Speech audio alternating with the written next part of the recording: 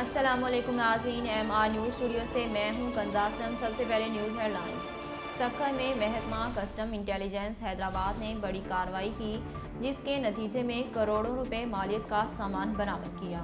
Custom Hyderabad کے director محمد سلیم میمن نے کہا کہ کسٹم انٹیلیجنس کے عملے پر ایک ٹرک پر چھاپے میں غیر ملکی کپڑا سیاہ چائے برآمد کی۔ محمد سلیم میمن نے کہا کہ پکڑے جانے والے سامان میں ٹافیاں، پلاسٹک اور دیگر سامان بھی شامل ہے۔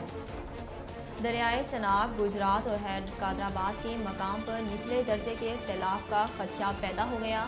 تفصیلات کے مطابق دریائے چناب اور حیدرآباد کے مقام پر پانی کی سطح میں مسلسل اضافہ ہو رہا ہے، جس کے باعث دریائے چناب حیدرآباد کے مقام سے 1,70,000 کیوسک کا پانی آنے کا اندیشہ ہے۔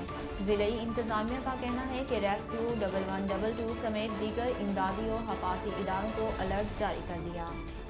ڈاکٹر شہباز گل کا کہنا ہے کہ مری کی تمام مین شاہراہوں کو ٹریفک کے لیے کلیئر کر دیا گیا۔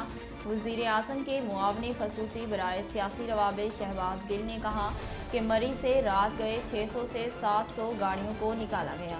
انہوں نے کہا کہ راولپنڈی پولیس، ضلعی انتظامیہ، پاک فوج کے جوان اور ہمارے مقامی لوگ رات بھر متحرک رہے۔ سانحہ مری میں جاں بحق افراد کی تعداد 23 ہو گئی، جبکہ مری کے راستے بدستور بند رہے۔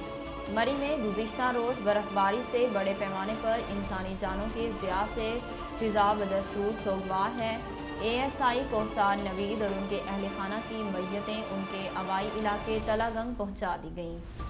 ملک بھر میں گزشتہ 24 گھنٹوں کے دوران مزید 1,572 افراد کورونا کا شکار ہو گئے۔ NCOC کے مطابق گزشتہ 24 گھنٹوں کے دوران کورونا کے مزید 1,572 نئے کیسز رپورٹ ہوئے، جبکہ ملک بھر میں کورونا کے مزید 7 افراد انتقال کر چکے ہیں۔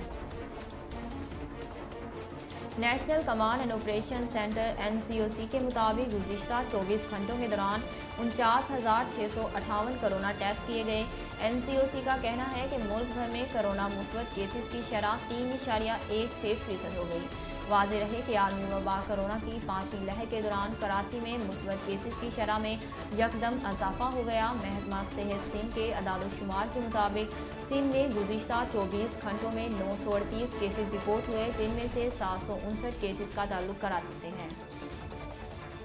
ناظرین، اب تک کے لیے اتنا ہی۔ مزید خبروں اور اپڈیٹ کے لیے ہمارے چینل کو سبسکرائب کیجیے اور ہمارے فیس بک پیج کو فالو کیجیے۔ اسی کے ساتھ اپنی میزبان کنزا اسلم کو دیجیے اجازت۔ اللہ نگہبان۔